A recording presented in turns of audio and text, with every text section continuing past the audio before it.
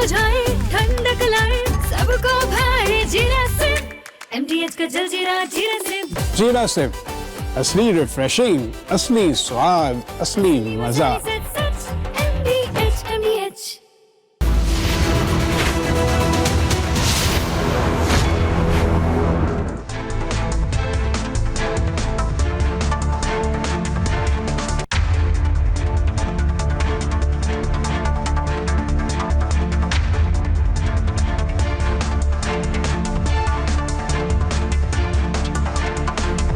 बहुत स्वागत है आपका। आप देख रहे हैं देश का नंबर 1 न्यूज शो, ये भारत की बात है, और मैं हूं आपके साथ मृदुल शर्मा।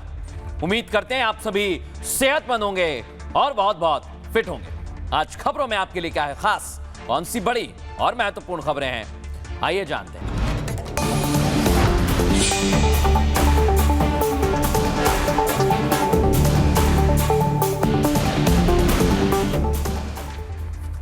और दर्शकों, आज की पहली बड़ी खबर आपको बताने वाला हूं। यूपी में अब सियासत गर्मा गई है और ये 2027 से पहले जबरदस्त सियासी घमासान शुरू हो रहा है। इसको समझिए दर्शकों। अब योगी आदित्यनाथ ने आज ऐसा चैलेंज अखिलेश को दिया, समाजवादी पार्टी को दिया, कि उत्तर प्रदेश में सियासी पारा गर्मा गया है। लेकिन आज योगी आदित्यनाथ ने दर्शकों हनुमानगढ़ी का जिक्र किया। कई लोग होंगे आप में से जिनको इसकी जानकारी नहीं होगी। हनुमानगढ़ी में योगी आदित्यनाथ ने कहा कि सपा सरकार के वक्त नमाज पढ़वाई गई थी। इसका सच क्या है, इसका राज क्या है और इस पर कैसी सियासत हो रही है, आज सब कुछ आपको एक एक डिटेल देने वाले हैं। लेकिन उससे पहले तस्वीर देखिए।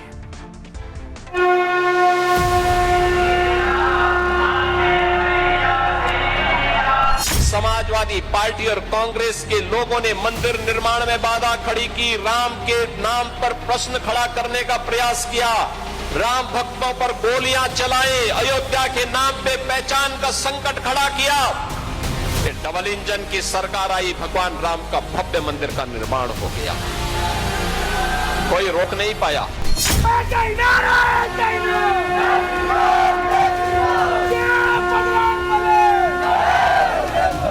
राम भक्तों पर गोली चलाने वाले लोग हैं, भगवान राम के अस्तित्व पर प्रश्न खड़ा करने वाले लोग हैं, और पवित्र हनुमानगढ़ी की सीढ़ियों पर नमाज पढ़ाने वाले लोग हैं ये लोग। कि इन्होंने जो चंदा को लेकर के काम किया है, चढ़ावे को लेकर के काम किया, हमारे धर्म में, सनातन धर्म में चढ़ावे की चोरी से बड़ा कोई पाप नहीं है। इन्होंने महापाप किया है। पहले कब्रिस्तान के नाम पे जो कब्जा होता था, गरीब को सताया जाता था, उजाड़ा जाता था, और उजाड़ने का काम कौन करता था? यही सपाई लोग करते थे। आपको देखते हुए आप जब अयोध्या धाम में दर्शन करने के लिए जाते हैं, आपकी कावड़ यात्रा निकलती है, तो मुझे लगता है कि अब आने वाले समय में समाजवादी पार्टी के अध्यक्ष भी भगवा बाना पहन करके आपके साथ कावड़ यात्रा में शामिल होने की प्रतीक्षा कर रहे हैं।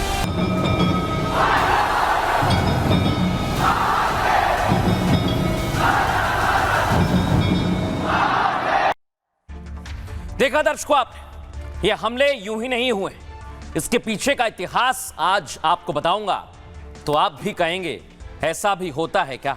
लेकिन पहले देखिए, विवाद के बीच दूसरी बार प्रभु रामलला के दर्शन करने के लिए अयोध्या पहुंचे। दिखाइए जरा, आज योगी आदित्यनाथ अयोध्या पहुंचे। और दर्शकों बड़ी बात आपको बताऊं, सीएम योगी आदित्यनाथ ने राम विरोधियों को अपने टारगेट पर ले लिया है। आपको बताऊं क्योंकि इस वक्त हनुमानगढ़ी का आज ऐसा मुद्दा उठाया, ये वही सीढ़ियां हैं जहां योगी आदित्यनाथ चल रहे हैं। इन्हीं सीढ़ियों पर एक वक्त था जब नमाज पढ़वाई गई। सोचिए दर्शकों, और इसका ऐलान आज योगी आदित्यनाथ ने अपने भाषण के दौरान किया। उससे पहले आप तस्वीर देखिए, आज हनुमानगढ़ी पहुंचे और मत्था टेका, दर्शन पूजन किया।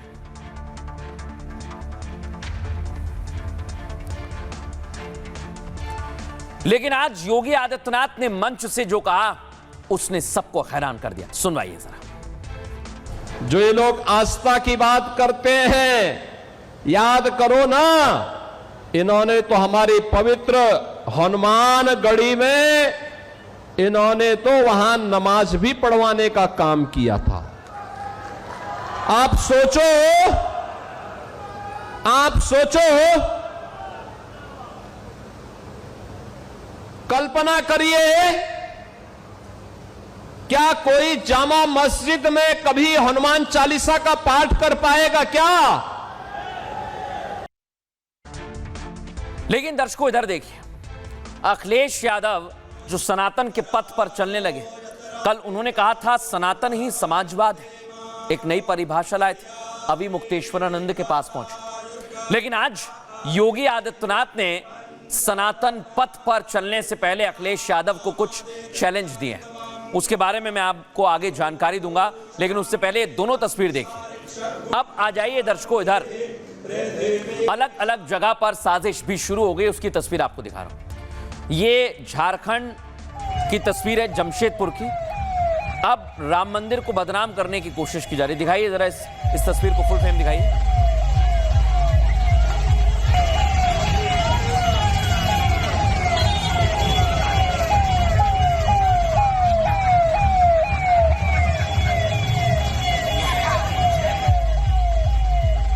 दर्शकों सोचिए जरा, कुछ लोग हैं जो बदनाम करते हैं, लेकिन अब योगी आदित्यनाथ ने उन पर प्रहार किया। आज योगी आदित्यनाथ ने बताया कि हनुमानगढ़ी में एक वक्त था जब नमाज पढ़वाई गई, राम भक्तों पर गोलियां चलवाई गई, बाबरी के लिए मंदिर तक का विरोध किया गया और प्रभु श्री राम पर सवाल खड़ा किया गया। आखिर में वो कहते हैं अब अखिलेश कांवड़ यात्रा में जाएंगे क्या? यानी अभी यूपी का चुनाव वक्त है, 2027 में आएगा, उसमें समय है, लेकिन उससे पहले यूपी में सियासत होने लगी है और सियासत में दर्शकों अब चैलेंज भी दिया जा रहा है। योगी आदित्यनाथ ने कौन से 5 चैलेंज दिए हैं ये आपको बताऊंगा, उससे पहले रिपोर्ट देखिए।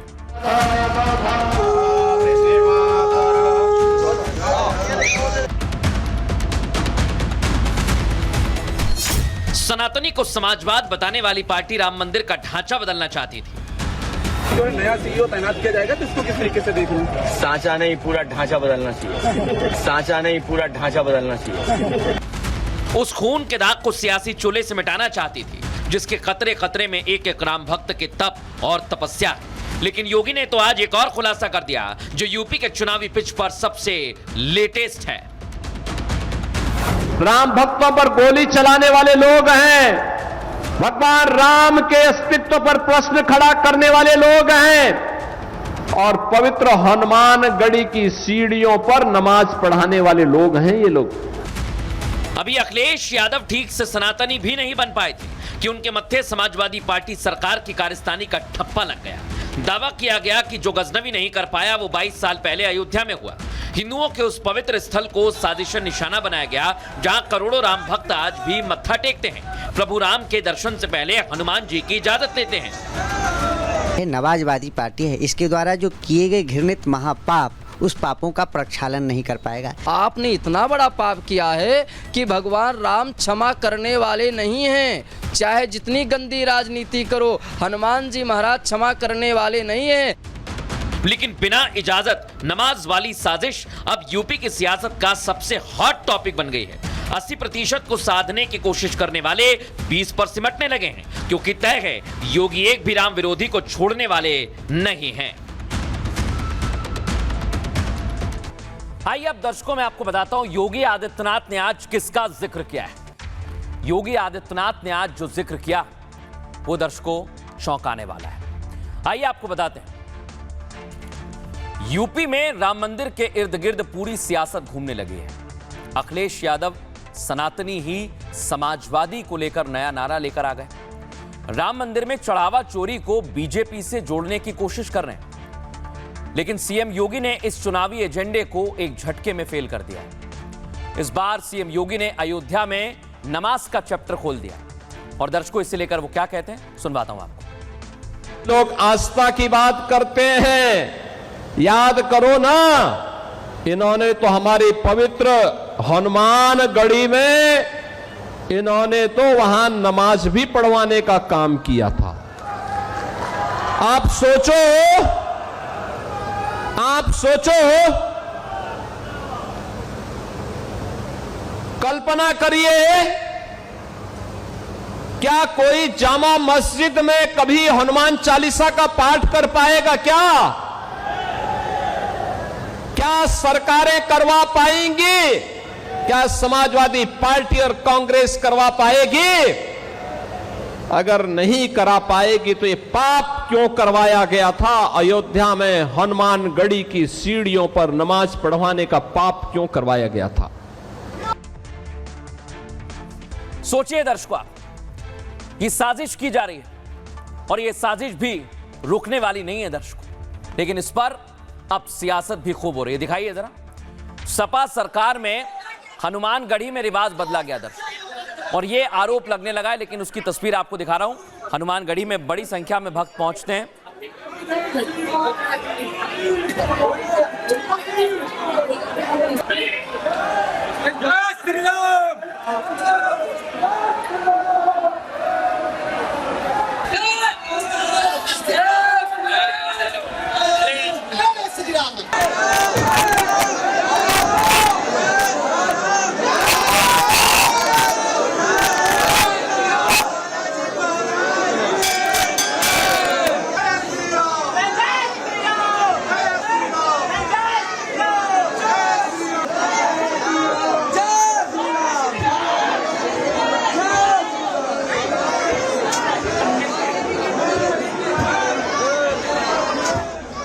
बड़ी बात क्या है दर्शकों, इसे लेकर यूपी में सियासी पारा गर्मा गया है और ये एक दूसरे पर आरोप लगाए जा रहे हैं। आइए आपको बताता हूं मैं। दरअसल योगी साल 2023 में हुए विवादित आयोजन का जिक्र कर रहे थे। उस समय अयोध्या विवाद को लेकर हिंदू मुस्लिमों में तनातनी थी, जिसे शांत कराने के लिए हनुमानगढ़ी के आश्रम में कुछ मुसलमान पहुंचे, लेकिन दावा है कि आश्रम में रोजा इफ्तार का आयोजन किया गया और इसी रोजा इफ्तार में मुस्लिम पक्ष से बाबरी मस्जिद के मुद्दई हाशिम भी पहुंचे, जिसके बाद आरोप लगा कि हनुमानगढ़ी परिसर में नमाज अता की गई। हनुमानगढ़ी के महंत धर्मदास ने इस पूरे मामले को अदालत में चुनौती दी। उनका कहना है कि मंदिर परिसर में इस तरह का आयोजन नहीं होना चाहिए। जब मामला इलाहाबाद हाईकोर्ट की लखनऊ बेंच पहुंचा तो सुनवाई के बाद कोर्ट से हनुमानगढ़ी में रोजा इफ्तार पर स्टे मिल गया। इसके बाद हनुमानगढ़ी परिसर में नमाज का विवाद और ज्यादा गहरा गया। बताया जा रहा है कि 2005 तक इस मुद्दे को लेकर काफी तनाव पैदा हुआ। बढ़ते विवाद के बाद महंत ज्ञानदास ने सार्वजनिक आदेश जारी किया। कहा, भविष्य में हनुमानगढ़ी परिसर में रोजा इफ्तार का आयोजन नहीं होगा। उस समय मुलायम सिंह की सरकार थी, लेकिन विवाद पर खामोश रहे। दावा यह भी कि तत्कालीन सरकार में नमाज वालों पर एक्शन नहीं लिया गया। अब सीएम योगी के बयान पर अयोध्या के संत भी इसकी गवाही दे रहे हैं। आपको सुनवाते हैं। निश्चित तौर पर समाजवादी पार्टी जो नापाकवादी पार्टी है, नवाजवादी पार्टी है, इसके द्वारा जो किए गए घृणित महापाप, उस पापों का प्रक्षालन नहीं कर पाएगा। क्या उस महापाप का प्रक्षालन क्या जामा मस्जिद में हनुमान चालीसा पढ़ा करके कर पाएगा? नहीं कर पाएगा। आज सनातनियों का हमदर्द बन रहा है और कभी सनातनियों के ऊपर गोली चलाने का काम करता था। आज एक छोटे से मस्जिद में नहीं नमाज कोई हनुमान चालीसा पढ़वा सकता है। इन्होंने ऐसा कार्य जो किया, घोर अपराध किया है, धर्म के ऊपर कुठाराघात किया है, जो असहनीय है। साधु संत इसका प्रबल विरोधी हैं और करते रहेंगे। मैं आपको बता दूं, 2027 का जो ख्वाब देख रहे हैं हमारे अखिलेश यादव जी, आप जितना भी देखना चाहें उतना देख लीजिए, मगर 2027 में हमारे योगी बाबा आएंगे। अखिलेश यादव जी, आपने इतना बड़ा पाप किया है कि भगवान राम क्षमा करने वाले नहीं हैं। चाहे जितनी गंदी राजनीति करो, हनुमान जी महाराज क्षमा करने वाले नहीं हैं। अब यहां संत नाराजगी जता रहे हैं और उधर इस पर दर्शकों अखिलेश यादव भी अब चुप नहीं बैठेंगे, आप मान लीजिए। देखिए, उन्होंने एक्स पर पोस्ट किया है, पराजय काल विपरीत बुद्धि। ये उन्होंने पोस्ट करके निशाना साधा है। उनको लग रहा है कि इसी पर सियासत की जाए तो फायदा मिलेगा। अगली तस्वीर दिखाइए। अब दर्शकों, ये तस्वीर मैंने आपको दिखाई, अभी समाजवाद और सनातन को उन्होंने एक ही बताया था। स्वामी अविमुक्तेश्वरानंद से मिले थे, लेकिन इसी पर योगी आदित्यनाथ ने उन्हें आज चैलेंज दिया दर्शकों। और ये 5 चैलेंज आपको मैं बताऊंगा योगी आदित्यनाथ ने अखिलेश यादव को दिया। और ये चैलेंज यूपी में 2027 से पहले बहुत ज्यादा चर्चा में रहेंगे। आइए आपको बताता हूं। अखिलेश सनातन को समाजवाद से जोड़ने का प्लान बना रहे हैं और इस सियासी एजेंडे को उस मुलाकात के बाद और बल मिल गया जब सपा अध्यक्ष स्वामी अवि मुक्तेश्वरानंद का आशीर्वाद लेने पहुंचे। इसी मुलाकात में राजनीति का नया फॉर्मूला भी निकलकर सामने आया। अखिलेश यादव ने समाजवाद को सनातन से जोड़कर पेश किया और 80% हिंदुओं को मैसेज देने की कोशिश की, लेकिन सीएम योगी ने अखिलेश यादव को उन्हीं के जाल में फंसा दिया। सीएम योगी ने अखिलेश यादव को 5 सनातनी चैलेंज दिए। पहला यह कि सपा अध्यक्ष कावड़ मेले में भगवा पहनकर शामिल हो जाए, यानी अखिलेश यादव। दूसरा यह कि अखिलेश यादव राम भक्तों से माफी मांगे। कार सेवकों पर गोली चलवाने के लिए अखिलेश यादव माफी मांगे। तीसरी चुनौती हनुमानगढ़ी की सीढ़ियों पर पाप के लिए माफी मांगे। चौथी, जय श्री राम बोलने पर परशुरामपुर में दंगों पर माफी मांगनी चाहिए और जिन हिंदुओं को प्रताड़ित किया गया उनसे अखिलेश यादव को माफी मांगनी चाहिए। आज योगी आदित्यनाथ ने अखिलेश यादव को चैलेंज दिया है, सुनिए जरा। आपको देखते हुए आप जब अयोध्या धाम में दर्शन करने के लिए जाते हैं, आपकी कावड़ यात्रा निकलती है, तो मुझे लगता है कि अब आने वाले समय में समाजवादी पार्टी के अध्यक्ष भी भगवा बाना पहन करके आपके साथ कावड़ यात्रा में शामिल होने की प्रतीक्षा कर रहे हैं। उनको लगता है कोई उनको बुलावा दे दे तो वो भी जाएं, पुष्प वर्षा करें। अब उनको माफी मांगनी चाहिए जो उन्होंने हनुमानगढ़ी के पवित्र धाम की सीढ़ियों पे किया था, उस पाप के लिए माफी मांगनी चाहिए। राम भक्तों पर गोली चलाने के लिए माफी मांगनी चाहिए। जय श्री राम बोलने पर, परशुरामपुर के दंगों पर और इन सभी घटनाओं पर जिसमें निर्दोष हिंदू प्रताड़ित हुआ था, उन सभी घटनाओं के लिए उनको माफी मांगनी चाहिए इस समाज से जिसकी आस्था आहत होती थी। बहन और भाइयों, आज डबल इंजन की भारतीय जनता पार्टी की सरकार अनवरत रूप से विरासत और विकास के इस कार्यक्रम को लेकर के आगे बढ़ रही है और मुझे प्रसन्नता है हरियाणा विधानसभा और बस्ती जनपद तेजी के साथ इस प्रक्रिया के साथ जुड़ा हुआ है। अब दर्शकों, खबरों में आगे बढ़ेंगे और आज आपके लिए एक और खबर लेकर आए। अब युद्ध दर्शकों और ज्यादा घातक होने वाला है क्योंकि ईरान ने ट्रंप की सुपारी दे दी है, यानी ट्रंप को मारना ही अब एक रास्ता ईरान के पास बचा है। लेकिन ट्रंप की ढाल बनकर खड़े हो गए हैं बेंजामिन नेतन्याहू और उन्होंने बीबी प्लान एक्टिवेट कर दिया है। ये प्लान क्या है इसके बारे में आपको बताऊंगा। कौन है जो डोनाल्ड ट्रंप को मारना चाहता है, पूरी रिपोर्ट आपको दिखाएंगे। लेकिन युद्ध के मैदान में फिर से बम वर्षा हो रही है, देखिए जरा।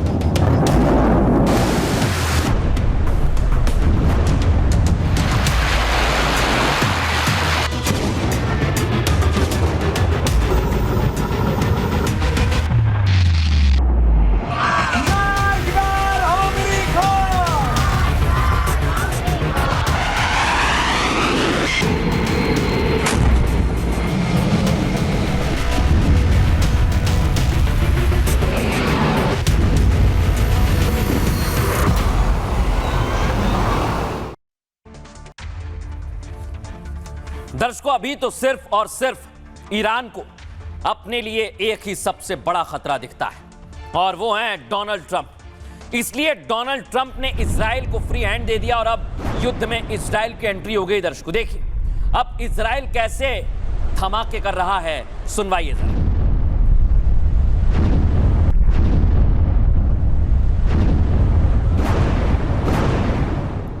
लेकिन अब इधर धमाके और इधर बेंजामिन नेतन्याहू ने अपनी कसम फिर से दोहराई है, सुनवाइए जरा। युद्ध अभी खत्म नहीं हुआ है, हमले हो रहे हैं और हमले किए जा रहे हैं। हम इस बात से वाकिफ हैं और हम किसी भी स्थिति के लिए तैयार हैं। लेकिन दर्शकों, आप पहली बार यह तस्वीर देखेंगे कि अब अमेरिका के हमले और ज्यादा तेज हो गए। IRGC की ड्रोन फैक्ट्री पर अटैक किया जा रहा है, आप देखिए। इसको आप यूं समझ सकते हैं कि अब ट्रंप यानी अमेरिका भी ईरान को छोड़ने के मूड में नहीं है। जहां जहां पर अमेरिका की नजर है वहां वहां पर अब धमाके हो रहे हैं।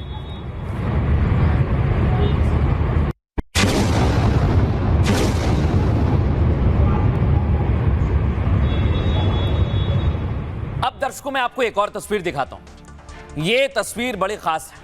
यहां ईरानी पोर्ट पर हमला हो गया, यानी कई ऐसी जगह हैं जहां पर हमला करके ईरान को दबाव में डाला जा रहा है, और उन्हीं में से एक जगह यह आपको दिखा रहा हूं जहां 12 बोट तबाह हो गई। नुकसान काफी ज्यादा ईरान का हुआ है। लेकिन इन सब के बीच ईरान ने डोनाल्ड ट्रंप को मारने की तैयारी कर ली है। वो खुद कह रहे हैं कि मैं ईरान का टारगेट नंबर 1। सुनिए जरा।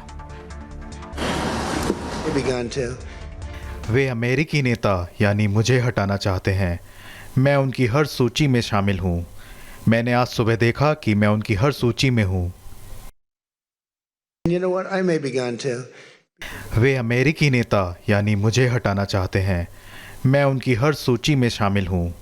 मैंने आज सुबह देखा कि मैं उनकी हर सूची में हूं। सोचिए दर्शकों, अभी तो सिर्फ और सिर्फ ईरान ट्रंप को मारना चाहता है, लेकिन उसे पता नहीं है कि उसके पीछे बेंजामिन नेतन्याहू और मोसाद है। दिखाएंगे आपको कैसा है प्लान बीबी, उससे पहले रिपोर्ट देखिए।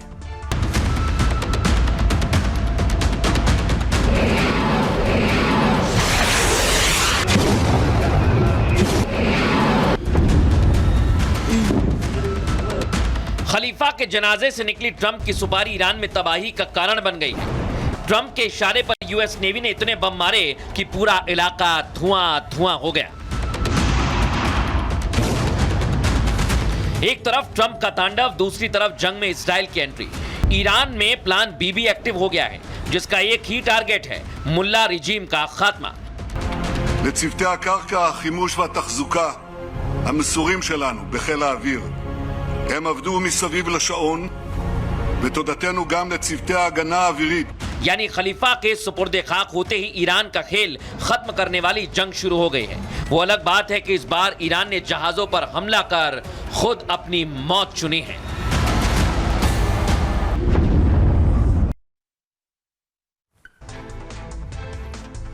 लेकिन दर्शकों, इस बार ईरान पीछे हटने वाला नहीं है, यह आप जान लीजिए। ईरान ने कह दिया है अगर इस बार किसी को नहीं मार पाए तो डोनाल्ड ट्रंप का तो खात्मा जरूर करेंगे।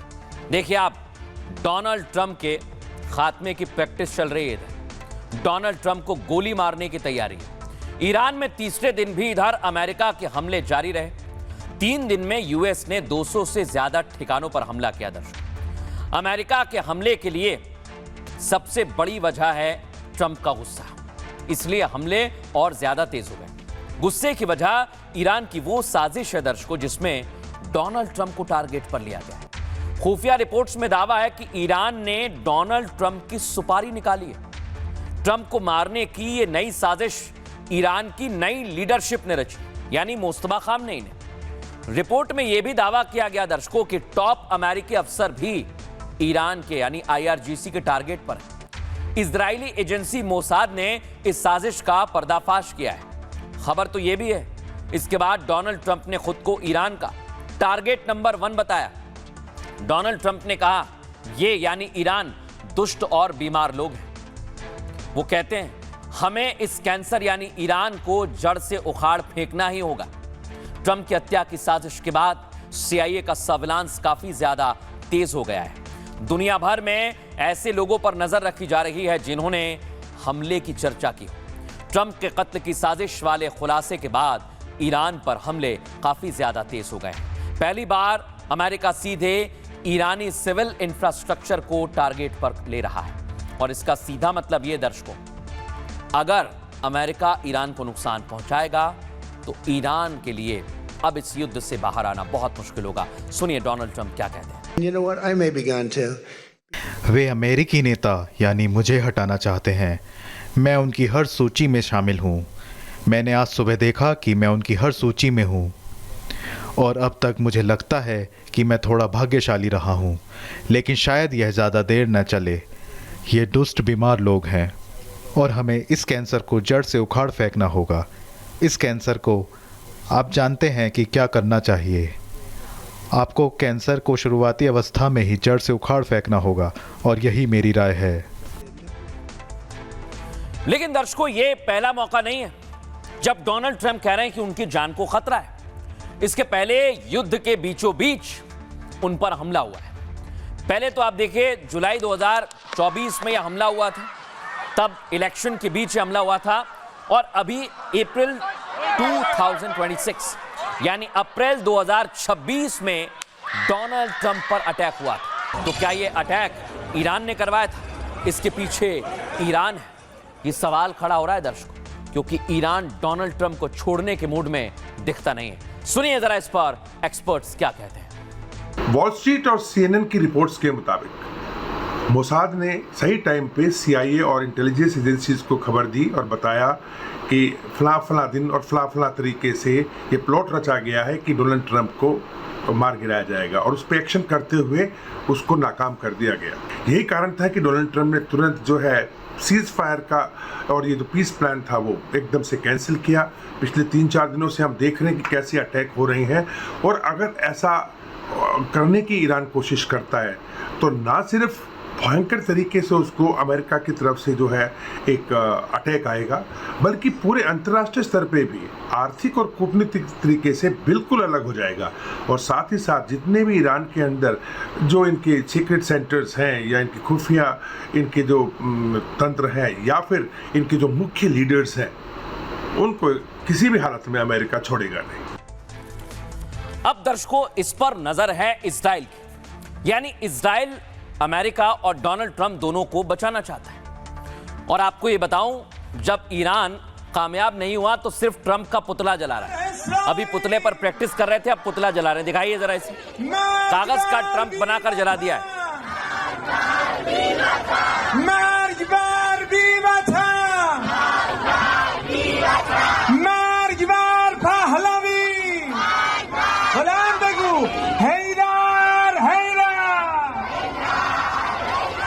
लेकिन दर्शकों, अब दावा किया जा रहा है कि IDF यानी इजरायली डिफेंस फोर्स की ऐसी तैयारी है जो बहुत बड़ा ईरान पर हमला कर सकते हैं। ये दावा किया जा रहा है, लेकिन सिर्फ ट्रंप की हरी झंडी का इंतजार। दिखाइए जरा इस तस्वीर को।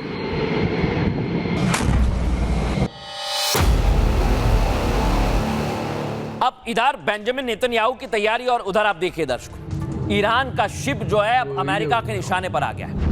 यानी समंदर में अगर ईरान अमेरिका पर हमला करेगा तो अमेरिका भी उसे उसी रफ्तार से जवाब देगा।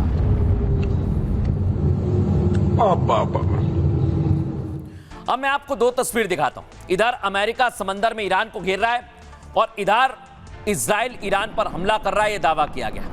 ईरान के साथ साथ गाजा में भी हमास के आतंकियों को ठिकाने लगाया जा रहा है। यानी इजराइल दोनों फ्रंट पर ईरान को कमजोर कर रहा है। और दर्शकों, आप समझिए, ये यूं ही नहीं किए जा रहे हमले, इसके पीछे रणनीति है। रणनीति है जीत की, रणनीति है कमजोर करने की, रणनीति है दबाव बनाने की। आइए मैं आपको बताता हूं इजराइल की रणनीति क्या है। ईरान जंग में दूसरी बार इजराइल की सीधी एंट्री होने वाली है। इजराइल का प्लान ईरानी न्यूक्लियर साइट को जड़ से खत्म करने का है। दर्शकों, एक रिपोर्ट में खुलासा हुआ है कि हमले का प्लान बना लिया गया है। बेंजामिन नेतन्याहू की फौज आप देखने तैयार है। वो रिपोर्ट के मुताबिक इजराइल को डोनाल्ड ट्रंप की मंजूरी का इंतजार है। इजरायली सेना ने ईरान में अपने टारगेट भी लॉक कर लिए हैं। इजरायली प्रधानमंत्री बेंजामिन नेतन्याहू ने भी दोबारा हमले का इशारा किया है। नेतन्याहू ने कहा, ईरान के खिलाफ जंग अभी खत्म नहीं हुई है। इजराइल किसी भी हमले में ईरान को परमाणु हथियार हासिल नहीं करने देगा, किसी भी हाल में। नेतन्याहू ने कहा, जरूरत पड़ने पर हम फिर से हमला करेंगे। इस बीच ईरान के कई शहरों में घोस्ट जेट ने ताबड़तोड़ बमबारी की। दर्शकों, कुछ रिपोर्ट्स में दावा किया गया कि इन हमलों के पीछे इजराइल का हाथ है। दावा यह भी है कि इजरायली जेट अजरबैजान के रास्ते ईरान में घुसे और इजरायली फोर्स ने बुशहर जैसे परमाणु केंद्रों को भी टारगेट पर लिया है। इन्हीं हमलों के डर से मुस्तफा खामनेई अब तक पिता के जनाजे में दिखे नहीं है दर्शकों। और आप ये मानकर चलिए कि अगर इजराइल ने ठान लिया, मोसाद ने ठान लिया, तो फिर प्लान जरूर कामयाब होगा। सुनिए एक्सपर्ट क्या कहते हैं। यूएस ईरान वो युद्ध जो है वापस शुरू होता हुआ नजर आ रहा है। अजरबैजान के थ्रू इजराइल ने भी कल रात को स्ट्राइक करी है और बहुत भारी स्ट्राइक करी है। तो वेल इस तरह की चीज़ें प्रूव करना कोई बहुत डिफिकल्ट नहीं होगा, क्योंकि चाइना और रशिया ये सारी चीज़ें खबर इंटेलिजेंस जो है वो ईरान को दे सकता है। बट अपने आप में अगर इजराइल इस युद्ध में आता है और अगर आ गया है तो ये निश्चित है कि ईरान ज़रूर स्ट्राइक करेगा। ईरान का इजराइल के ऊपर स्ट्राइक करने का मतलब निकल कर ये आएगा कि ईरान और इजराइल की स्ट्राइक्स एक दूसरे पर शुरू हो जाएंगी, और इस शुरू होने का मतलब होगा कि ये युद्ध फिर एक वापस 28 फरवरी की तरफ चलना शुरू हो जाएगा। अब दर्शकों मैं आपको बताता हूं, इधर बेंजामिन नेतन्याहू एक बड़ा प्लान बना रहे हैं और उधर चाबहार पोर्ट आपने सुना होगा जिसमें भारत का भी हित है। चाबहार बंदरगाह पर हमला हो गया दर्शकों, धमाके के बाद कैसे धुआं उठ रहा है दिखाइए जरा, दर्शकों को दिखाइए, एम्बियंस सुनाइए इसका।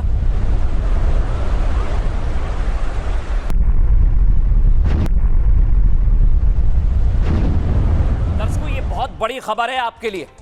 चाबहार मैंने बताया भारत के लिए बड़ा महत्वपूर्ण है। अब समुद्री ट्रैफिक कंट्रोल टावर जो यहां लगा हुआ था उसको भी क्षतिग्रस्त कर दिया गया है। देखिए आप जरा, यहां पर भी दर्शकों दावा किया जा रहा है कि इसे तबाह कर दिया है, इसको भी क्षतिग्रस्त किया गया है।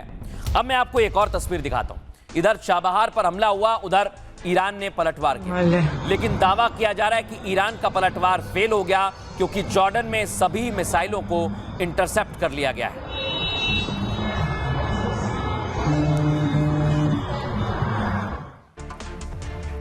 इधर पलटवार एक दूसरे पर किया जा रहा है, लेकिन कामयाबी किससे मिलेगी यही देखना होगा। उस बीच दर्शकों चाबहार पोर्ट पर हमला होना हमारे लिए चिंता का विषय है।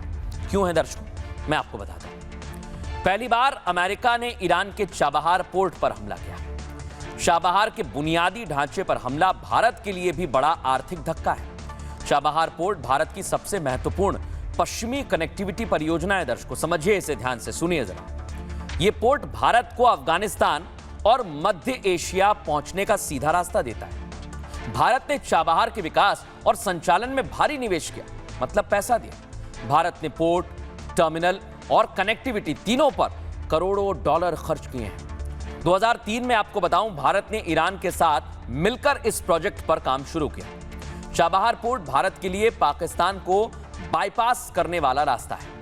हाल ही में भारत ईरान के बीच 10 साल का एक टर्म समझौता हुआ है। दर्शकों भारत ने इसके लिए इंफ्रास्ट्रक्चर को डेवलप करने के लिए तमाम मशीनें लगाई थी। अमेरिकी हमलों में क्रेन, गोदाम, रेल लिंक तबाह हो गया, जिसका सीधा मतलब यह है कि भारत के पैसे और संसाधनों का भारी नुकसान हुआ। हालांकि चाबहार पर हमले के बाद यूएस की तरफ से सफाई दी गई। सेंटकॉम ने कहा कि यहां ईरान के ड्रोन और मिसाइलें तैनात थी, लेकिन सवाल यह क्या भारतीय निवेश को जानबूझकर टारगेट किया जा रहा है?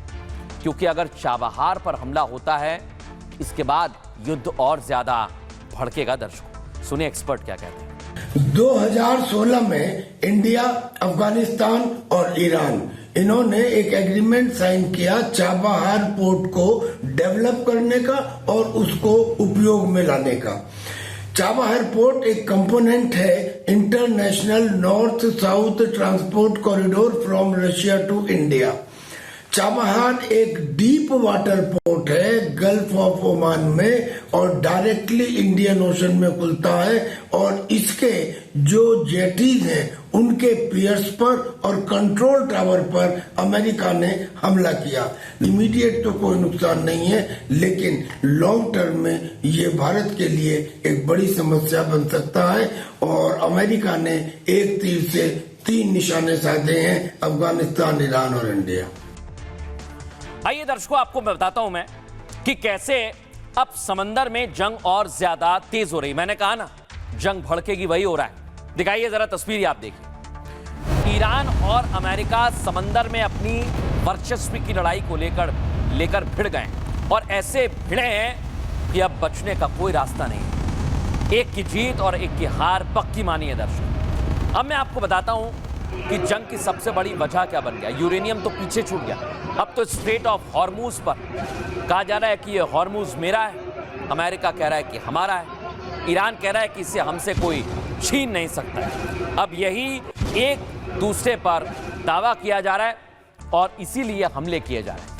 लेकिन मैं आपको बताता हूं दर्शकों, इन हमलों के बीच अमेरिका ने खास तैयारी की और अमेरिका ने खबर मिल रही है अभी अभी कि ईरानी शिप को टारगेट पर लिया है। अमेरिका को जंग के लिए उलझाना ईरान की रणनीति है।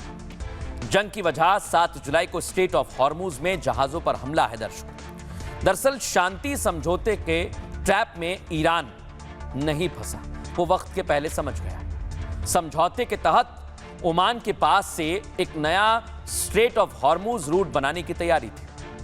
कार्गो ओमान के तट से होकर गुजरने भी लगे थे और ईरान को पता चला कि स्ट्रेट ऑफ हॉर्मूज पर उसका कंट्रोल धीरे धीरे छूट रहा है। लिहाजा ईरान ने फौरन एक नया रूट मैप जारी कर दिया और जहाजों को तुरंत आदेश दिया कि ईरान की तरफ से तय रास्ते और परमिशन के बाद ही जहाज गुजरें। लेकिन तमाम शिपिंग कंपनियों ने ईरानी आदेश को अनदेखा कर दिया। तब IRGC ने वर्चस्व कायम करने के लिए 2 जहाजों पर हमला किया। बस इसी हमले के बाद अमेरिका और ईरान के बीच दोबारा ठन गई है। दरअसल ईरान को डर है सिर्फ इस बात का कि हॉर्मूज ही नहीं, लेबनान भी उनके हाथ से चला जाएगा। ईरान को लगता है कि इजराइल लेबनान की सीधी डील एक ट्रैप है। लेबनान समझौते से बाईपास करना ईरान के वर्चस्व को कम करने जैसा है और ईरान ये कतई नहीं चाहता लेबनान, यमन, सीरिया में उसकी पकड़ कमजोर हो। इसलिए ईरान ने अमेरिका को उकसाने के लिए आत्मघाती फैसला ले लिया है और इसी के बाद से अब हमले ज्यादा बढ़ गए दर्शकों। और आप मानकर चलिए, अगर ये हमले जारी रहे तो आने वाले वक्त में अमेरिका भी ईरान पर बहुत बड़ा हमला करेगा और ईरान भी ऐसा हमला करेगा कि अमेरिका बच नहीं पाएगा। बहरहाल खबरों में आगे बढ़ेंगे। इधर युद्ध चल रहा है और उधर पाकिस्तान में गृह युद्ध चल रहा है। POK हाथ से जा चुका है, लेकिन मैंने कहा गृह युद्ध बलूचिस्तान दर्शकों, पाकिस्तान के अंदर आने वाला बलूचिस्तान उसके हाथ से जा रहा है। पाक अधिकृत कश्मीर तो उसका कभी था ही नहीं, लेकिन अब POK में क्या हो रहा है दिखाता हूं। पहली तस्वीर दिखाइए जरा, ये आप देखिए। POK में पाक सेना नरसंहार कर रही है, दिखाइए जरा। प्रदर्शनकारियों को सिर पर गोली मारी जा रही है।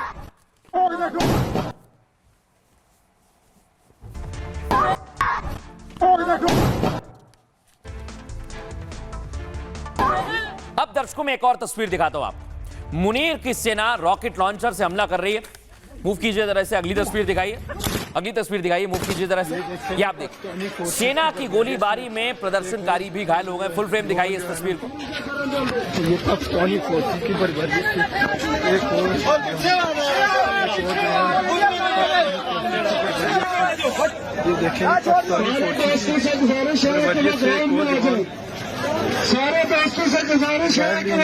ये देखें जी। अब दर्शकों मैं आपको दिखाता हूं, इधर मुनीर की आर्मी रुकने का नाम नहीं ले रही है। कई लोग हैं जिन्हें अस्पताल में भर्ती कराया गया, जो अब भी घायल बताए जा रहे हैं दर्शकों, और उनकी हालत ऐसी है कि अब POK में बचना मुश्किल हो रहा है।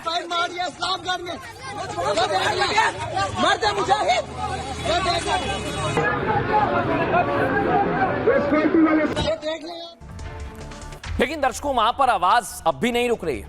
अब तो बच्चा बच्चा, बुजुर्ग, महिलाएं, पुरुष सब आ गए हैं और पाकिस्तान से आजादी के नारे लगा रहे हैं। सुनवाइए जरा।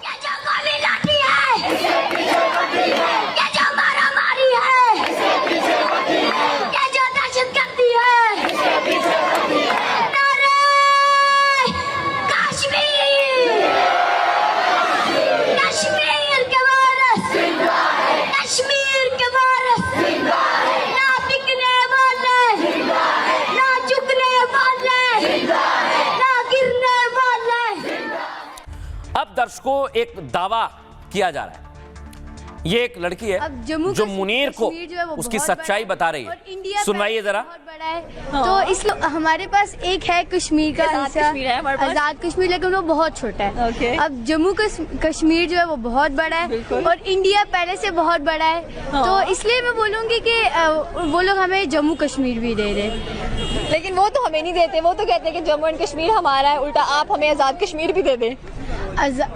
ख्वाबों में बस यही हो सकता है, लेकिन पाकिस्तान के भी जो हालात है ना, तो मुझे तो लगता है कि वो लोग ले भी लेंगे। मतलब काफी कॉन्फिडेंस से बोला है कि पाकिस्तान के जो हालात हैं उसे देख कर लगता है कि वो ले भी लेंगे। क्यों लेंगे भाई, हमारी आर्मी इतनी स्ट्रांग है, इतना अच्छा डिफेंस सिस्टम है हमारा। आर्मी स्ट्रांग था बस गया, अब आर्मी वाले भी पॉलिटिक्स में आ गया है। आर्मी तो नहीं शुरू होगी, पाकिस्तान तो तबाह हो जाएगा। आर्मी के सोचिए जरा दर्शकों, पाकिस्तानी युवती कह रही है कि कुछ नहीं, और ये मुनीर सच नहीं सुनना चाहता है, इसलिए ये पीओके में कत्लेआम मचा रहा है। आइए आपको बताता हूं आखिर वहां पर स्थिति क्या है। पीओके में पाकिस्तानी सेना लगातार अत्याचार कर रही है, प्रदर्शनकारियों के सिर पर सीधे गोली मारी जा रही है। मुनीर की सेना नागरिकों पर रॉकेट लॉन्चर से हमला कर रही है, जो आप देख रहे हैं। आपको बताएं, वायरल कई सारी तस्वीरें हैं और दुनिया भर में इन तस्वीरों पर सवाल भी उठ रहा है। पीओके में पाक सेना अब तक सैकड़ों लोगों की हत्या कर चुकी है। इसको लेकर यूरोपीय यूनियन ने पाकिस्तान को धमकी भी दी, अत्याचार हुआ तो पाक को दी गई व्यापारिक छूट वापस ली जाएगी। गुरुवार को ज्वाइंट अवामी एक्शन कमेटी यानी जैक ने एक बड़ा ऐलान किया, अगर पाक सरकार ने हमारी मांगों पर विचार नहीं किया तो 15 जुलाई को मुजफ्फराबाद में लंबा मार्च शुरू करेंगे। जिस मार्च को रावलकोट में रोक दिया गया था उसे फिर से शुरू करेंगे। जैक ने अंतर्राष्ट्रीय मीडिया से भी मामले पर नजर रखने की अपील की है, ताकि पाकिस्तानी सेना लोगों के खिलाफ हिंसक कार्रवाई ना करे। दर्शकों, आपको बताऊं, जैक के नेता सरदार अमन खान ने पाक सेना पर भी गंभीर आरोप लगाए। वो कहते हैं मुनीर की सेना प्रदर्शनकारियों को आतंकवादी करार दे रही है। ज्वाइंट अवामी एक्शन कमेटी ने भारत से मानवीय मदद की अपील की है। पाक सेना ने पीओके में दूध, आटे जैसी जरूरी चीजों पर भी रोक लगाई है। पीओके के लोग भारत के कश्मीर से मदद मांग रहे हैं और बार बार एलओसी खोलने की भी अपील कर रहे हैं। अब इसे लेकर दर्शकों, पाकिस्तान में तो अलग अलग दावे नेशनल टेलीविजन पर किए जा रहे हैं, वो भी आपको सुनवाता हूं, और एक्सपर्ट क्या कह रहे हैं वो भी सुनवाइए। 300 पीओके के सिटीजन्स मार डाले हैं पाकिस्तान की फौज ने, 600 गायब कर दिए हैं, उनका कोई अता पता नहीं। उनकी भी जहाँ तक लगता है टॉर्चर करने के बाद लाशें पटक दी जाएंगी हेलीकॉप्टरों से, जैसे कि वो बलूचिस्तान में करते आए। सिंध बाल्टिस्तान के लोग, पीओके के लोग, पश्तूनख्वा के लोग आज खड़ी शरेआम बगावत कर रहे हैं। और पाकिस्तान की फौज के पास एक ही नुस्खा है, जो उसने 1971 बांग्लादेश में ट्राई किया था। पाकिस्तान की फौज की फितरत है लोगों को बगावत पे इतना तंग करना कि वो बगावत के ऊपर उसके सिवाय कोई चारा ना रहे उनके पास। और जब वो बगावत करते हैं, जब वो 4 कोर कमांडर के घर पे चढ़ाई करते हैं, तो फिर पाकिस्तान की फौज जो है वो अमूमन कत्ल गारत के दौर पे आ जाती है। हमें इसी की बहुत फिक्र है, और अगर पाकिस्तान ने कत्ल गारत करने की कोशिश करी तो पाकिस्तान की फौज को बहुत बड़ा खमियाजा चुकाना पड़ेगा। लेकिन दर्शकों सोचिए, पाकिस्तान पीओके में उलझ गया है, और पीओके में वो क्यों उलझा है दर्शकों? क्योंकि टीटीपी और बलूचिस्तान में उसे पीछे धकेला जा रहा है, इसलिए वो ध्यान भटकाना चाहता है। देखिए आप जरा, टीटीपी ने कैसे हमला कर दिया है।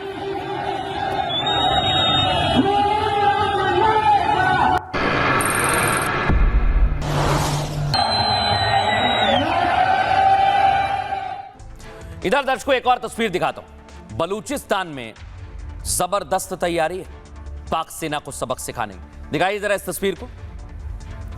यह तस्वीर ऐसी है दर्शकों जिससे आप समझ सकते हैं कि पाकिस्तान में अब बहुत जल्द एक बड़ा एक्शन होगा। यह एक्शन ऐसा होगा जिसमें पाकिस्तान टुकड़े टुकड़े हो जाएगा। टुकड़े टुकड़े यानी खंड खंड पाकिस्तान। ऐसा मैं क्यों कह रहा हूं, आइए आपको समझाता हूं। यह आप देखिए दर्शकों, पीओके के साथ साथ बलूचिस्तान में भी विद्रोह बहुत तेज हो गया है। बलूच लड़ाके लगातार मुनीर की आर्मी को पीट रहे हैं।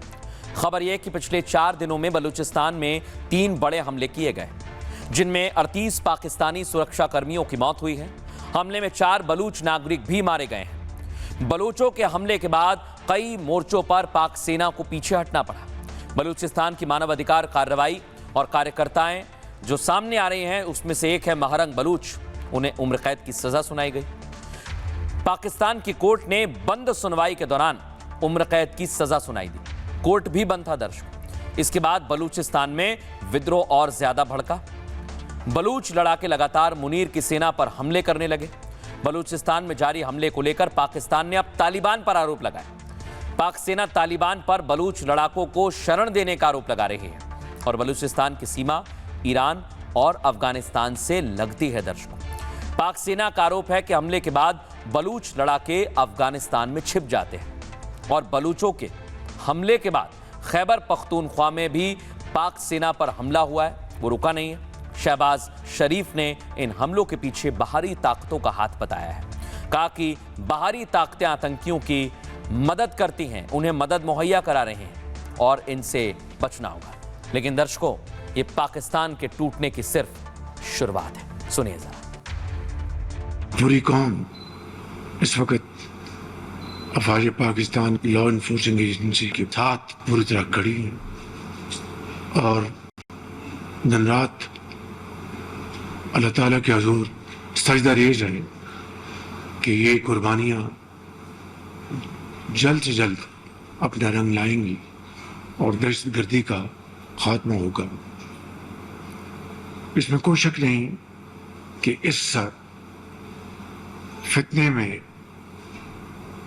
हमारे मशरकी हमसाये का भरपूर हाथ है। हर लिहाज से भरपूर वो पैसा इन दहशतगर्दों को, इनकी तंजीमों को मुहैया कर रहे हैं, असलहा मुहैया कर रहे हैं। अफगानिस्तान में ये दहशतगर्द मिलकर हमलावर होते हैं केपी में, और इसी तरीके से और कुछ खारजी हाथ हैं जिनके बारे में मैं यहाँ पर मजीद कुछ कहना नहीं चाहता। अब दर्शकों, खबरों में आगे बढ़ेंगे। आज आपको एक और बड़ी खबर बताता हूं। फुटबॉल वर्ल्ड कप चल रहा है। आप में से कई फुटबॉल प्रेमी होंगे जो रात रात भर मैच देखते रहे होंगे। लेकिन कल जो मैच हुआ दर्शकों, उसके बाद दुनिया भर में कई जगह पर बवाल हो गया। मोरक्को की हार हुई, फ्रांस ने हराया, लेकिन उसके बाद क्या तस्वीर थी दिखाइए जरा। पहली तस्वीर दिखाइए, देखिए। इधर फ्रांस जीता और उधर मोरक्को वर्ल्ड कप से बाहर हुआ और सड़कों पर गदर करने लगा। ये हाहाकार मचाया है मोरक्को के फैंस। कई जगह पर आग लगा दी है दर्शक। लंदन में भी ये हमला किया गया, उसकी तस्वीर आपके सामने।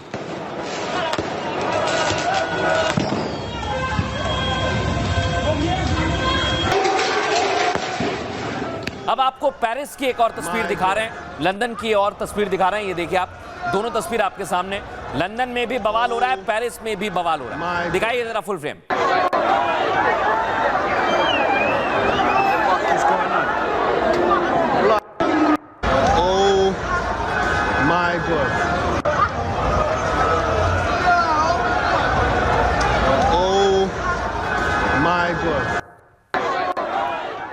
अब दर्शकों, मैं आपको बताता हूं, आगजनी, तोड़फोड़ और बवाल रुका नहीं, चल रहा है। कई गाड़ियों को तोड़ दिया गया।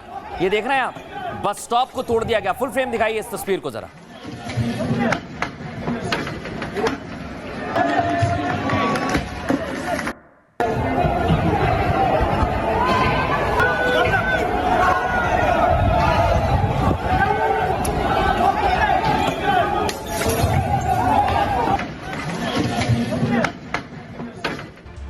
अब दर्शकों, मैं आपको बताता हूं, प्रदर्शनकारियों ने इधर पुलिस को घेर लिया। जब पुलिस की टीम पहुंची तो उन पर भी हमला किया गया। दिखाइए जरा इस तस्वीर को।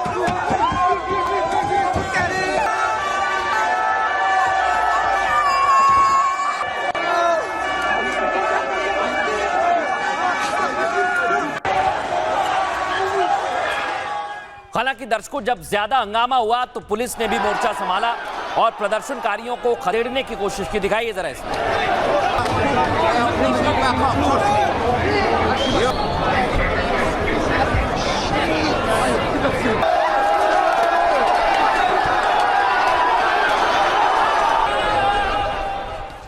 और इधर आप देखिए दर्शक, लंदन में हुड़दंगियों ने कार पर हमला कर दिया और ये ऐसा हमला था कि वहां पर लोगों के लिए बचना काफी ज्यादा मुश्किल हो गया।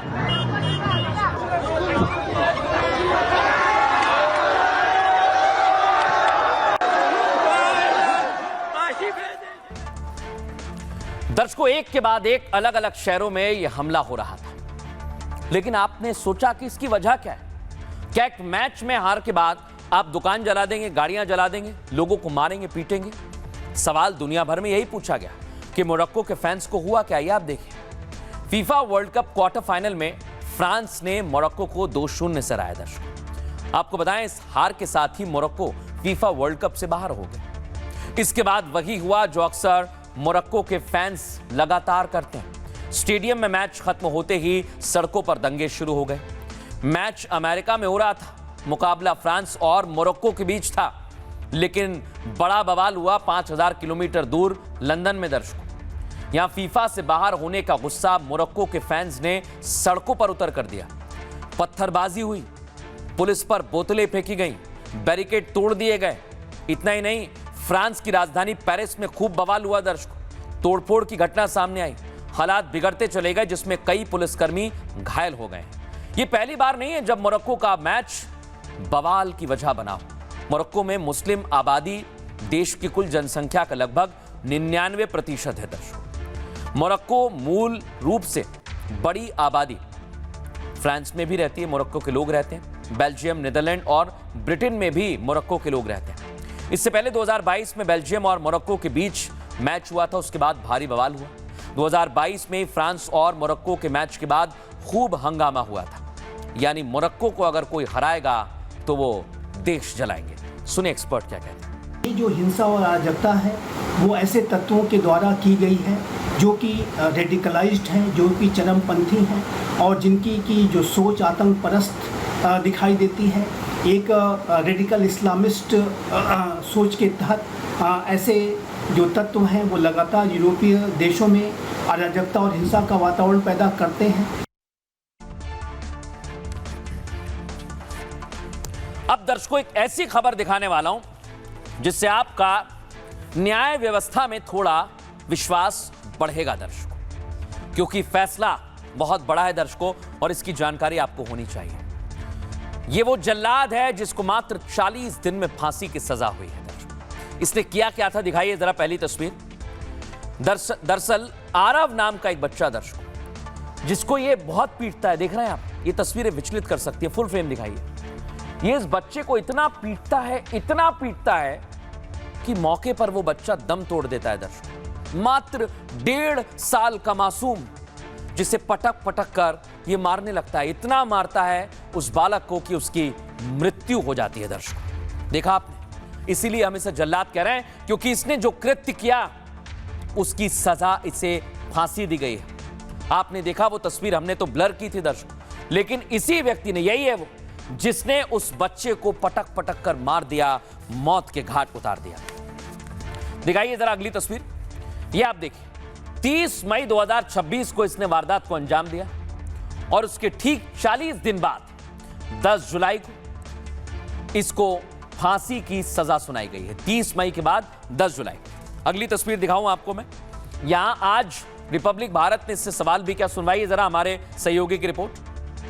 क्राइम किया है, सजा तो मिलेगी, लेकिन सर आप लोग एक झूठ बहुत बड़ा छाप रहे हैं रोज पेपर में कि जो सीसीटीवी फुटेज झूठा है वो बिल्कुल सच है, लेकिन जो आप लोग बोल रहे हैं हत्या किया वो झूठ है क्या? वो बिल्कुल सच है सर, लेकिन सर ये कि मैं रति से शादी करना चाहता बिल्कुल झूठ है सर। ये उल्टा बच्चे को क्यों मारा सर? वो मामला अलग है, मैं आपको बताऊं। क्यों मारा बताओ? वो मामला और है सर दूसरा। मैं आपको क्यों मारा बताओ? नशे में था सर मैं, नशे में था सर मैं। तो नशे में तुम किसी की हत्या कर दोगे?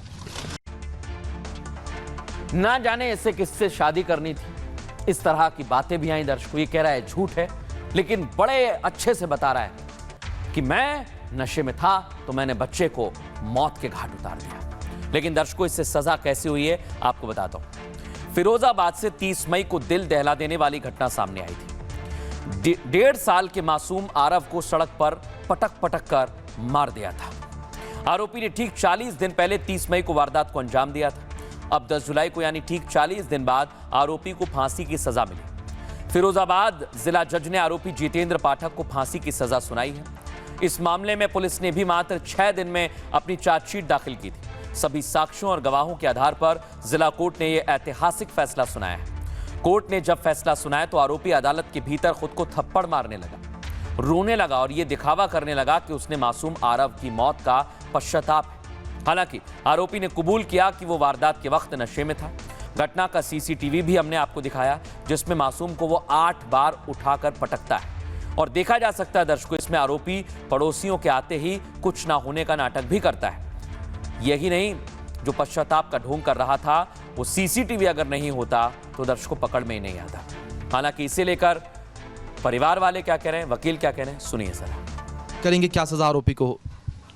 फांसी। सीधे फांसी की मांग? सिर्फ फांसी। और अगर उस दिन की घटना को लेकर बात करें, उस दिन क्या हुआ था? क्योंकि कहा गया किस तरीके से बच्चा जो आपकी ही गोद में था, टॉफी दिलाने के बहाने बच्चे को लेकर गया आरोपी। अबे याद मत दिलाओ आप उस दिन की घटना बिल्कुल भी।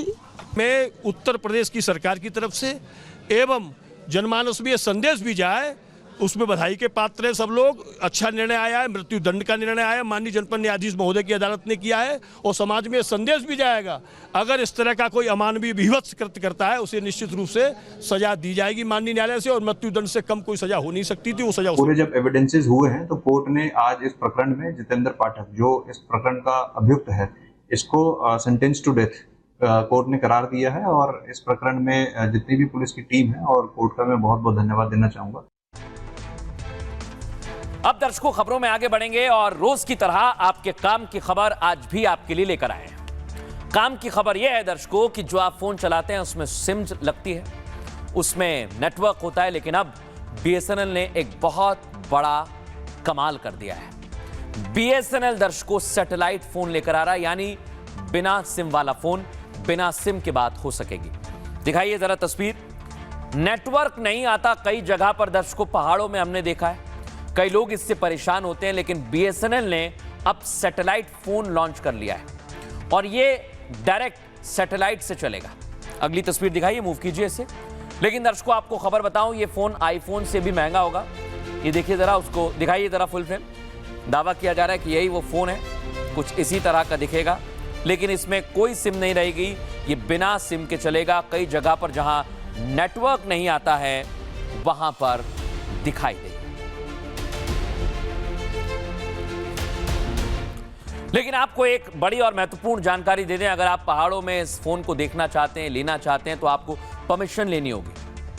अब क्या परमिशन लेनी होगी, आपको किस तरह की तैयारियां करनी है दर्शकों, इसी बारे में मैं आपको जानकारी दूंगा।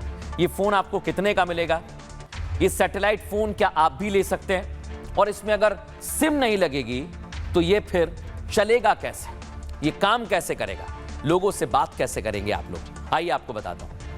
सरकारी टेलीकॉम कंपनी बीएसएनएल ने एक बार फिर कमाल कर दिया है दर्शकों। इस बार बीएसएनएल ने, ये आप देख रहे हैं, ये है वो नया सैटेलाइट फोन, इसे लॉन्च कर दिया है, जिससे मोबाइल नेटवर्क के बिना सिम के भी बातचीत की जा सकती है। कंपनी ने इसे कम्युनिकेशन बियॉन्ड बाउंड्री थीम के तहत पेश किया है। ये सर्विस उन इलाकों में काम आएगी जहां मोबाइल टावर मौजूद नहीं है या फिर प्राकृतिक आपदा की वजह से नेटवर्क पूरी तरह से ठप पड़ गया। जैसा नाम, उससे ही पता लगता है कि यह फोन सैटेलाइट से कनेक्ट होता है दरअसल ये फोन ट्रेडिशनल मोबाइल नेटवर्क पर डिपेंड नहीं रहेगा, निर्भर नहीं रहेगा। इसकी जगह ये सीधे सैटेलाइट नेटवर्क के जरिए कनेक्टिविटी को बढ़ाएगा। इस सर्विस के लिए इनमेरिसेट सैटेलाइट नेटवर्क के साथ मिलकर काम किया जाएगा। अब दूर दराज और दुर्गम इलाकों में भी कॉलिंग करना आपके लिए संभव होगा दर्शकों। यही वजह है कि समुद्री जहाजों पर भी इसे इस्तेमाल में लाया जा सकता है। इस फोन को मुश्किल परिस्थितियों के लिए तैयार किया गया है दर्शकों। फोन में मजबूत और रग्ड डिजाइन भी है। आपको बताएं, फोन में लंबी बैटरी लाइफ भी मिलेगी। फोन में क्लियर वॉइस कॉलिंग के साथ एसओएस यानी इमरजेंसी फीचर भी जोड़ा गया है। बीएसएनएल की यह सर्विस नॉर्मल मोबाइल यूजर्स के लिए नहीं है दर्शकों, आपके लिए बता रहा हूं मैं। इसे खास जरूरतों को ध्यान में रखकर बनाया गया है। इसे खरीदने से पहले आपको डिपार्टमेंट ऑफ टेलीकम्युनिकेशन से परमिशन लेनी होगी, और अगर आपको परमिशन मिलेगी तो ये फोन आपके पास भी आएगा। ये फोन 1,34,000 रुपए की कीमत में आपको मिलने वाला है। और इसे लेकर एक्सपर्ट क्या कहते हैं, सुनिए। भारत में नया सैटेलाइट फोन लॉन्च हो गया है। मुझे लगता है अत्यंत महत्वपूर्ण कदम है। उसकी जो कॉस्ट है वो फिलहाल काफ़ी महंगी है, लेकिन इसका सीधा तात्पर्य ये है कि ये जो सैटेलाइट फ़ोन है ये आम सामान्य स्मार्टफोन यूज़र्स के लिए नहीं है। ये केवल दूर दराज इलाकों के लिए है और क्रिटिकल ऑपरेशंस के लिए है। लेकिन जहाँ हम आगे बढ़ेंगे वहाँ कहीं ना कहीं आपको देखना पड़ेगा कि इसके साथ जुड़े हुए हैं कुछ साइबर सुरक्षा के कुछ चंद बिंदु, उनका भी ध्यान आपको रखना पड़ेगा।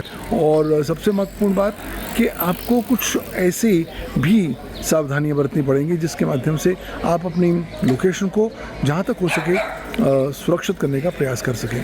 But all said and done मुझे लगता है एक अच्छा कदम है, एक सही दिशा में कदम है। और भारत जैसे राष्ट्र में जहाँ पर दूर दराज के इलाकों में फ़िलहाल कनेक्टिविटी की इश्यूज़ रहते हैं, उस संदर्भ में ये एक अच्छा कारगर इफेक्टिव बून और सदुपयोग के तौर पर एक अच्छा गिफ्ट भारत और भारतीय इकोसिस्टम में यूजर्स को मिलेगा। अब दर्शकों खबरों में आगे बढ़ेंगे और देश भर में बारिश होने लगी है। कई जगह पर थोड़ी सी कम हो रही थी, लेकिन अब वहां पर भी कमी पूरी हो गई। दिखाइए जरा, अब तो बारिश ऐसी हो गई है दर्शकों कि कई जगह सैलाब की तस्वीर देखने को मिली। दिखाइए, पहली तस्वीर दिखाइए, सहारनपुर में दिखा रहे हैं दर्शकों। और देखिए जहां कब्रिस्तान में पानी भर गया है और कब्रिस्तान में जब पानी भरा तो गड़े मुर्दे उखड़ गए। जो मुर्दे वहां गाड़े गए थे वो भी उखड़कर बाहर आ गए हैं, पानी में तैरने लगे। ये तस्वीर आपको दिखा रहे हैं, वहां कंकाल नजर आ रहे हैं दर्शकों। ये तस्वीर आपको सहारनपुर की दिखा रहे हैं। अगली तस्वीर दिखाइए, ये आप देखिए दर्शकों, यहां पर बड़ी बड़ी गाड़ियां डूब गई हैं। देख रहे हैं आप, कई जगह पर दावा किया जाता है कि बड़ी गाड़ियां निकल जाएगी, लेकिन आप देखिए पानी का बहाव इतना तेज है कि बड़ी बड़ी गाड़ियां फंस गई हैं।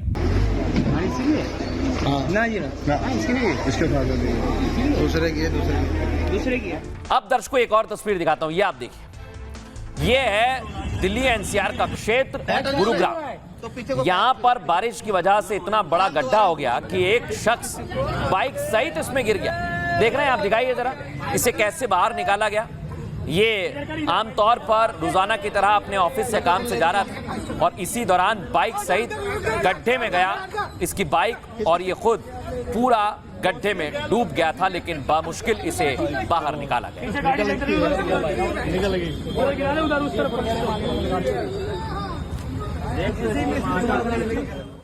अब दर्शकों एक और तस्वीर आपको दिखाते हैं। देखिए, अभी अगर आप पहाड़ पर जाने का मूड बना रहे हैं तो सावधान हो जाइए। देखिए आप, लैंडस्लाइड वहां पर हो रहा है।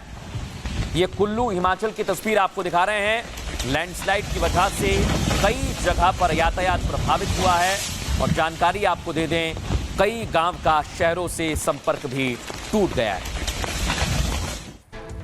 अब ये आप देखिए शिमला हिमाचल प्रदेश की तस्वीर। देखिए आप, भूस्खलन कैसे हुआ था। एक शख्स खड़ा हुआ है, उसके देखते ही देखते पूरी सड़क पानी में समा गई। दिखाइए जरा, फुल फ्रेम दिखाइए इसे।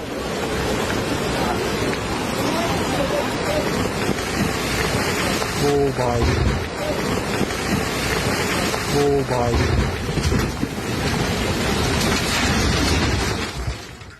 सोचिए दर्शकों, पहले बारिश नहीं होती, फिर इतनी हो जाती है कि लोगों को दिक्कत होती है। लेकिन किसी भी मौसम में सावधानी बहुत जरूरी है। बहरहाल आगे बढ़ेंगे, बात करेंगे आज के सूत्र की। आज का सूत्र लिया स्वामी विवेकानंद से। जीवन में ज्यादा रिश्ते होना जरूरी नहीं है, बल्कि जो रिश्ते हैं उनमें जीवन होना जरूरी है। दिखावटी और अनगिनत लोगों से घिरे रहने से बेहतर है आप कुछ चुनिंदा और बेहतर लोगों के साथ रहें, जिनके साथ आपका जुड़ाव गहरा है, सच्चा और जीवंत हो, जो हर सुख और दुख में आपके साथ खड़े रहें। वक्त एक छोटे से ब्रेक का हो गया, जल्द हाजिर होंगे। नमस्कार। चमकी चाट से क्या बना है? सैंडविच, लस्सी और छाछ और हर घूंट में चमकी चाट, ड्राई फ्रूट और दही बड़े। चमकी चाट से स्वाद बढ़े। असली स्वाद सिर्फ चमकी चाट।